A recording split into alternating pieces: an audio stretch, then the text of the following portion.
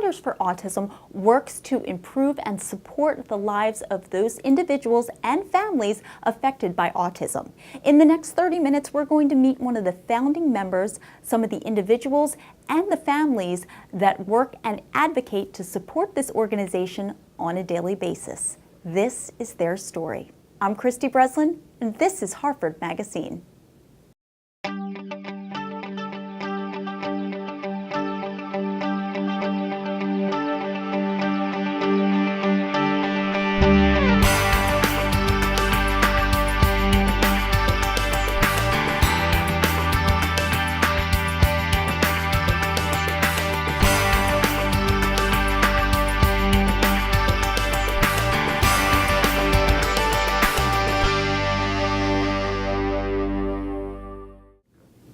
BJ Surhoff is the president and founding member of Pathfinders for Autism and, of course, an Orioles Hall of Famer. Hi, BJ. Thanks for being here. Hi, Kristy. Thanks for having us. Now, BJ, when did Pathfinders for Autism first begin? Well, the genesis was a parent support group. My wife was meeting and having conversations with other parents of children on the spectrum. Most of the parents were connected to a doctor at Kenny Krieger that the children saw. And we got talking about what can we do to try and help parents like us, people like us going through it, and let them know that they weren't alone and that there was other people out there. So we decided to try and put together an organization to do that.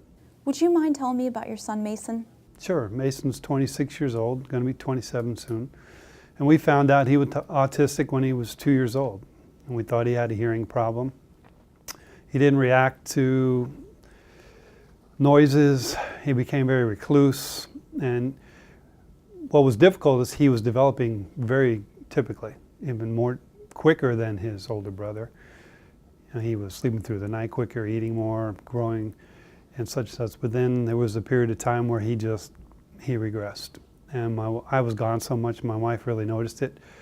And so we took him to a pediatric neurologist who wasn't the best bedside manner in the world, but told us point blank he was autistic. So this was 1994, and for those younger people, pre-internet, really. So there wasn't a whole lot of information. At least it was out there. It was difficult to get information, and that's when my wife started to do a lot of exploring and trying to find out as much as he could, and as we could, to try and help him. We didn't know what it was going to entail, what was going to happen, and he was nonverbal at the time. BJ, how did your family first cope with the diagnosis? Not particularly well. It was I've spoken about it before. When I came home, I took him to the doctor, got the diagnosis, and my wife wanted to know what he said. And we were standing in our backyard, and I really didn't know how to tell her because I wasn't really sure what it was. And I said the doctor told us he was autistic. And she asked me what that meant, and I didn't have an answer. BJ, how is Mason doing now?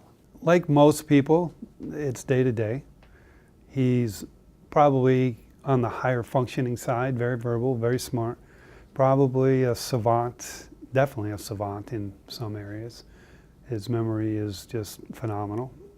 He has certain abilities, but his biggest issues are anxiety and OCD. And that's the stuff we deal with.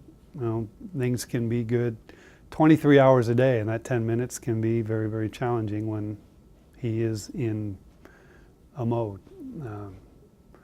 So he's, when children turn 21, they become out of the system, but he's very fortunate, he's in an adult program that tries to get adults on the autism spectrum meaningful workplace experience. And so he works at libraries at a couple different places around town. And the program's been an absolute godsend for us and the other parents that have their children there. Pathfinders does so much. How does it help our community? Well, what we do, the first thing we did, we tried, when we got together as a group, we wanted to be able to help right away. Mm-hmm. And there was some grandiose plans of what to try and do a facility on, and we had to scale it back and be reality. How can we help families right away?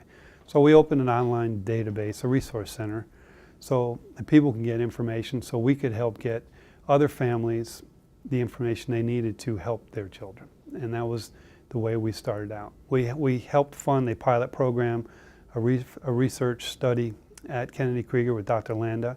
That was one of the things we did originally, but in the meantime, we have grown and morphed from an all-working board with no staff to a staff of 8 people, including one young man who's on the autism spectrum, and we have some others come over here through some programs and on the facility, some schools around town. But our primary focus is to get people information, to spread awareness, to do trainings, and to help people understand how to deal with people with intellectual disabilities, and more specifically with people with autism. BJ, how can we learn more about it?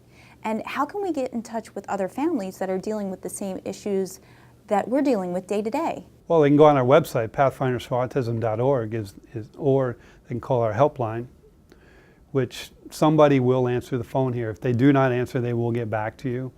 And one of the unique things about our organization is the person who answers the phone is probably going to be the parent of a child with autism. BJ, thank you so much for bringing this amazing organization to our community, and of course, sharing your story about Mason. All right, thank you very much, Kristy. Well, coming up next, we're going to speak to the executive director. Stay with us.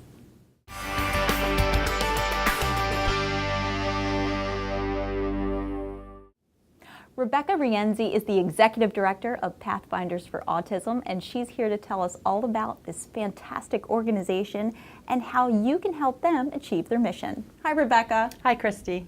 Rebecca, what is the mission of Pathfinders for Autism?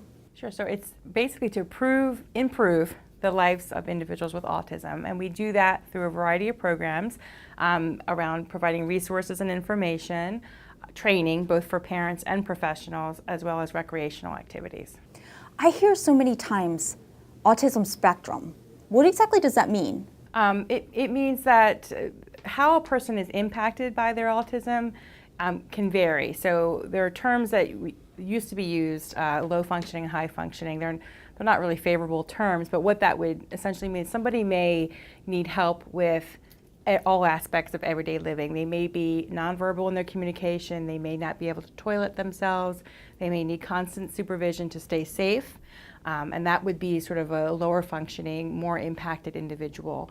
Whereas other individuals with autism may simply be impacted with some social interactions and may not be able to make friends as easily, but can live independently, can work, can have relationships, and can, have their own apartment, drive, so forth. So it's really how the person is impacted varies from individual to individual. Is there a certain time frame that it's diagnosed? I mean, when is it usually diagnosed? The average age of diagnosis is around 4.5. When someone first gets the diagnosis, is there a treatment or a management plan they need to follow? Yes, and those treatments are going to depend on where that person's challenges are. So there might be speech-language therapy if there's a language delay or apraxia or other difficulties with language. There might be a need for occupational or physical therapy if there's fine motor skills that are impacted. Behavioral therapy is widely used and one of the most common. There's an ABA protocol, which is Applied Behavior Analyst, which is a sort of a positive feedback behavior therapy. It's the most effective, and that an individual could be getting anywhere from 25 to 40 hours a week of therapy in order to make improvements in how they're impacted. On top of that, because so many individuals with autism also have co-occurring medical conditions like GI or seizure, they may be getting treatment for those diagnoses as well. What are some of the most common misconceptions that people have regarding autism? The lack of presumption of intellect, particularly when you're interacting with an individual who may not have verbal skills. There is often the assumption that the person can't answer me with words and they don't have an intellect, and that is so far from the truth. A lot of individuals with autism, about 49%, have difficulty communicating, and they might be using alternative form of communications. They could be assistive technology, they might be using their iPad, or simply communicating using pen and paper is much more effective for them. But if they can't answer you in words, there's just sort of human nature where that person must not understand what I'm saying. And we know that so many individuals with autism actually have very high IQs, particularly those who can take the tests and be measured. We don't know as much for some of the individuals that are more impacted what their IQs are. How do you raise the funds to support the mission? Sort of the traditional variety of ways that nonprofits do. We have, of course, we get grants, mostly from private foundations, and we have tremendous support from both individual and corporate donors. And then we have our special events. So every year we host an annual golf tournament, and that's actually coming up in May 13th of this year, and that raises a significant amount of, about 25% of our annual operating funds come from that event.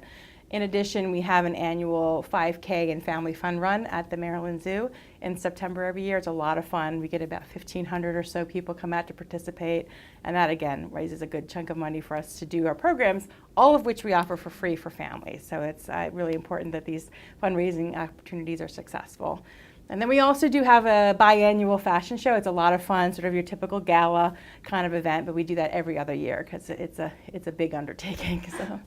Rebecca, thank you so much for inviting us into your facility today and telling us more about what it's like to deal with the effects of autism.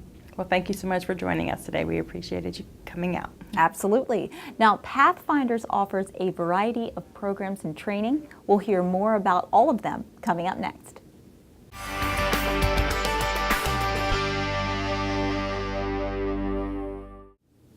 Neal Lichter is the program director here at Pathfinders for Autism. He has a very personal connection to the organization because his 14-year-old son, Max, is also on the autism spectrum. Hello, Neal. Hi. Thanks for having me. Thanks for being here. Appreciate it. Now, Neal, tell me what you do as program director. I am responsible for the intake of phone calls, inquiries into Pathfinders for Autism looking for resources. So I run our resource center. Get in touch with a lot of people, professionals, individuals on the autism spectrum, and help direct them to find the resources they need. I'm also responsible for helping to plan a lot of the workshops and trainings that we do around the state, whether it's workshops on potty training or picky eating or transition after high school, or we bring in professionals to talk about a lot of different topics all around the state. And I'm also one of the trainers that goes around and trains police, fire, EMS, students, teachers, lifeguards, rock climbing instructors, a whole variety of different people.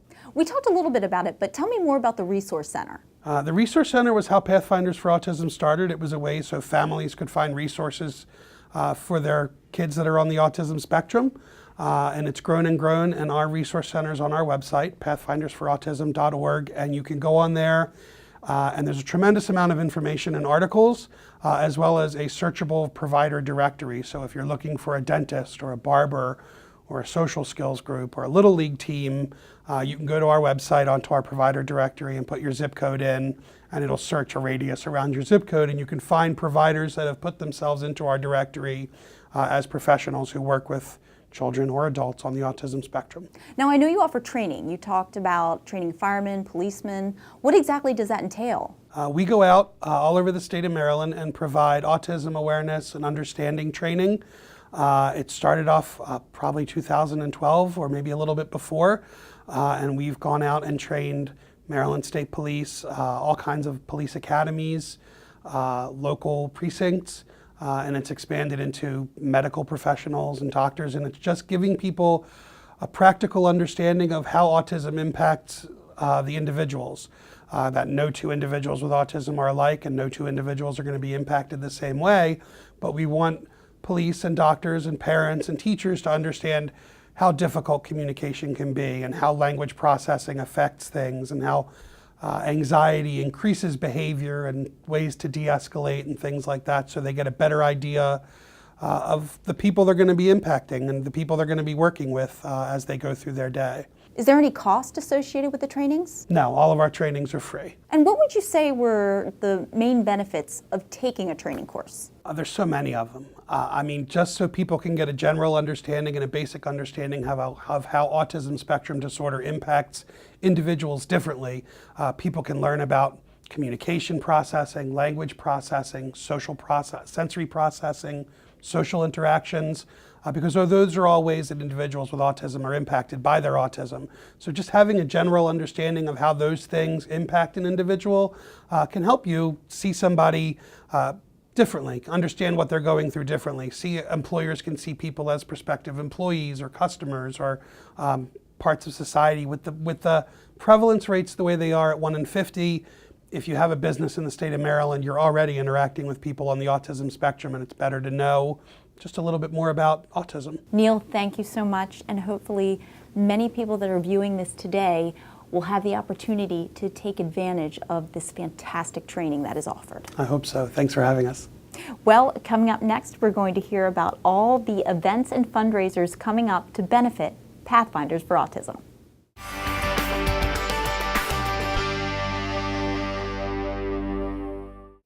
Trish Cain is the Deputy Director for Pathfinders for Autism. She also has a 26-year-old son, Eric, who does have autism and is also a trainer for the organization. Trish, thank you so much for being here. Thank you for having me. Trish, tell me about your role within the organization. Well, I'm the Deputy Director for Pathfinders for Autism, and basically what that means is I oversee all of the programs that support our mission. For example, our resource center, we do the trainings, and we also have recreational opportunities. Can you talk more about your personal and professional journey with autism? Well, autism is definitely a 24/7 focus in my life. I have a 26-year-old son named Eric. He has autism. He's pretty impacted by his autism, very low verbal.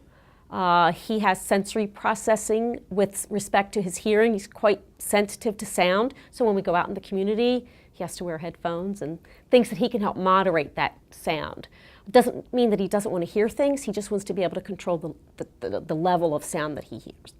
But also that allows me in my professional life to help families by sharing my experiences. You know, as in the resource center, we get calls all the time, so I'm able to, offer some of the resources and information that we have, but also sort of tie it back to my personal experiences so that I think it's comforting to them, that someone else is dealing with the issues that they're dealing with. And the fact that Eric's 26 now, we've had a lot of life experiences along the way. And autism is almost like there's phases that you go through your life, and you might need certain resources at this phase, and then as they transition to adulthood, it's a whole different ballgame. So I think in that perspective, my professional and personal life, it's sort of humbling and inspiring all at the same time, because not only do we share, or I share my knowledge and experiences, but I learned so much from other parents when they call in. When people call, what are some of the most commonly asked questions? They could range, it depends on the season. For example, if school's starting in September, you get a lot of calls about school or education issues and IEP meetings. Certain times of the year you might be focusing on healthcare issues or financial issues, right? Yeah. So it really, there's a lot of things that people call about, and it sort of comes in packs almost, It seems like people seem to be interested in the same kinds of issues. But I mean, the kinds of questions that we get are just across the board. It could just be, how to fly, how to go take an airplane ride with your child, how to, navigate the government funding processes. There's so many things that people call us about. Now, I understand you offer free family fun events. Let's talk more about them. Of all the things, we do a lot of really neat things as an organization, and I think recreation is really one of my favorites. It's an opportunity to get the whole family, for the most part, the whole family to engage in something fun. We don't charge for anything that we do. So we do things that might be more passive, like visits to the aquarium, to the science center. We do events like that. So, for example, this February, we have our annual event at the aquarium, and we get usually about 1,500 people show up. And this is the whole family comes, and we get just really great feedback. Parents like it. It's closed. It's a closed event, so it's a private function. People can come with, their parents, their grandparents, other siblings, and it's just a fun opportunity. And if your child doesn't quite manage well enough because of the sensory input, and you have to leave, you didn't pay for it. Right. So there's that financial burden isn't there, and plus, it's judgment-free. As someone that has a lot of experience with autism, since you do have an autistic child, what advice would you give to someone that has a newly diagnosed child? Obviously, right away, I would really have them reach out to Pathfinders for Autism. We have so much information. You know, and we also say breathe. It's so overwhelming. Your reaction is to just sort of, you want to fix it. You know, we get a lot of dads come in. They want to fix it right away. And we have to calm them down and let them know it's a process and it's lifelong. And truly, early intervention is key. And we totally push that forward. I mean, we really want you to look at those options. But we don't want you to panic. We want you to know that it will come and you can do this and we're here for you. And if you get to the point where you can't handle it, sometimes it's just a matter that they'll call into the office. They just want an ear.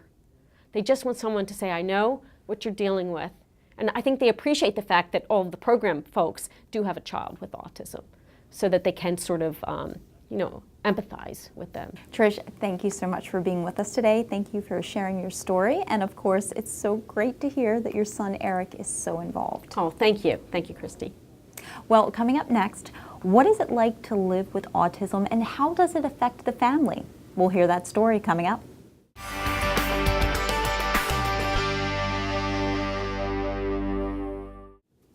Ryan Goldman is here with us today, and he is the 2019 Ambassador Family Run Wild. It is the signature fundraising event for Pathfinders for Autism. He's here to tell us about his journey and about his son, Torin. Hi, Ryan. Hey, Kristy. Ryan, when did you first learn about Pathfinders for Autism? It must have been through the Montgomery County Police Fair. They had an autism night out, and Neal was at the booth, and I went by his booth, and they kind of handed handouts and bracelets, and that was the first time I met with Neal, and we learned about Pathfinders. Can you tell me more about your son? Torin is a mixture of my and my wife's name. She's Toy, I'm Ryan, so it kind of came up with Torin. I love it. He was diagnosed around 18 months, and honestly, it was kind of like a death sentence to me. Kind of, you know, I didn't really know much about it. About autism, and again, working with Neal, I had a coworker who had been going through it prior, and she was kind of just used somebody to vent, and I was kind of there for her. So now we kind of was able to flip the script, and she was there for us, and it just became not so much of a death sentence, but more of a way to advocate for everybody else, and just realizing. We had a moment, my son is semi-verbal, semi-non-verbal, I guess I should say. He can repeat and he can use certain words over and over again, but you don't really know what he's trying to say. And he has a lot of pain, he's self-injurious, so he bites himself on the wrist, he bangs his head. A couple of times we kind of thought he was going to put his head through the window in the car because he was banging it so hard. And the tough part with that is trying to figure out what his pain is because he can't communicate. Right. And so if his stomach hurts, if he has a headache, a toothache, it's the same reaction in terms of biting his wrist, banging his head. So just trying to figure out what he's going through, that's been the tough part. Now, I understand that you are the 2019 Ambassador Family for Run for Wild. Tell me more about that. It's September 29th. 2019. It's a Sunday, last Sunday in September. And I've been doing it for 4 years. I think it's 4 years. And it's just this great walk and a run at the Baltimore Zoo. And it's good for people who actually run, and they can get that under their belt I don't run, so I don't know what the legal term is. But I guess it's like a credited run. And then for families, for kids, or actually young adults on the spectrum, is just a walk through the zoo. You get to see animals. So it's kind of like a fun event. There's music, there's face painting, food. It's just fun. My son always gets on my shoulders when we walk. He gets about maybe a third of the way, and then he wants you to carry him. So about 7 years old, he's a big kid to carry. And, Sounds like a great event. It is, and when you come to the finish line, people are cheering for you, so you know they feel like superstars. I mean, it's awesome. I would definitely recommend anybody to do it. I mean, and if you can't do it, the donate online. It's an amazing event. Ryan, thank you so much. And you're doing so much for the autism community, and I wish you the best of luck with your sweet son, Torin. Thank you so much. Thanks for having me.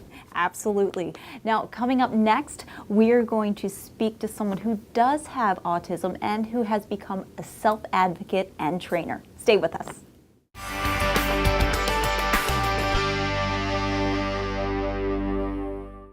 Tom Whelan is a self-advocate and trainer here in the autism community. He is very well respected and well known. He's here today to tell us about his experience and how he is helping others. Hi, Tom. Hi, how are you? Tom, can you talk about your initial diagnosis? Yeah, I was diagnosed, well, officially diagnosed when I was 7. I was in the Baltimore City school system, and wasn't really, I always knew I was a little, not weird, but maybe a little off. Like, I had a different learning style than other students, but I didn't understand why till later in life when I was old enough to like comprehend what that meant. When did you first become involved with Pathfinders? My day program that I go to every day is, we have clients, or I should say they have clients, I don't work there, they have clients that work here in this location.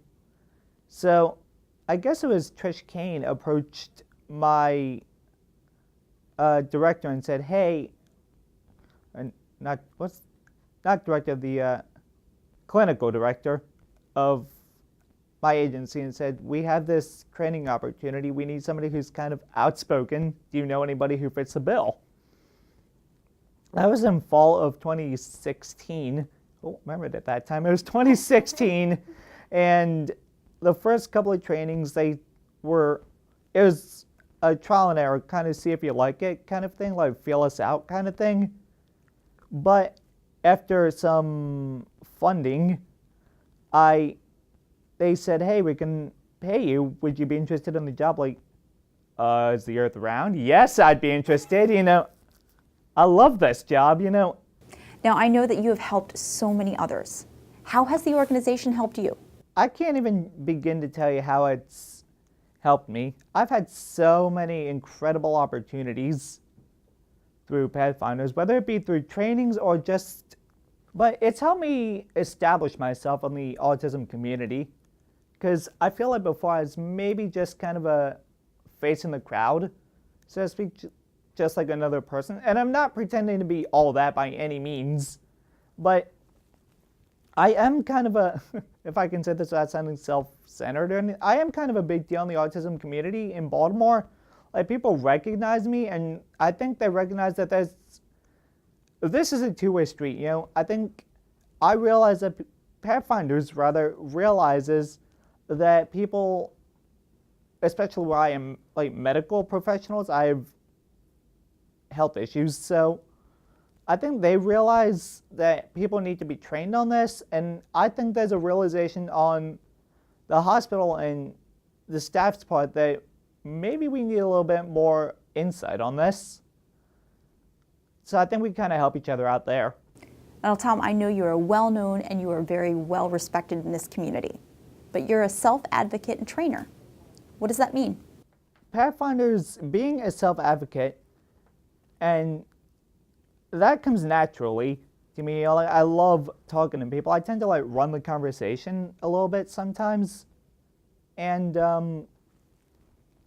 but you know, at trainings, I'm very like laser point focused on what I'm doing and what I'm speaking about, because I know it helps people in the long run.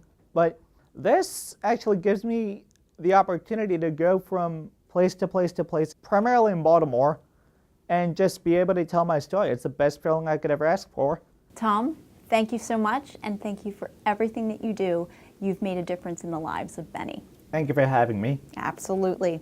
Now, as you have seen today, autism affects so many families, children, individuals in our communities. Not only do they provide programs and training, but they also provide support and compassion. If you would like to learn more about them, you can visit their website at pathfindersforautism.org. I'm Kristy Breslin. See you next month on Harford MagaScene.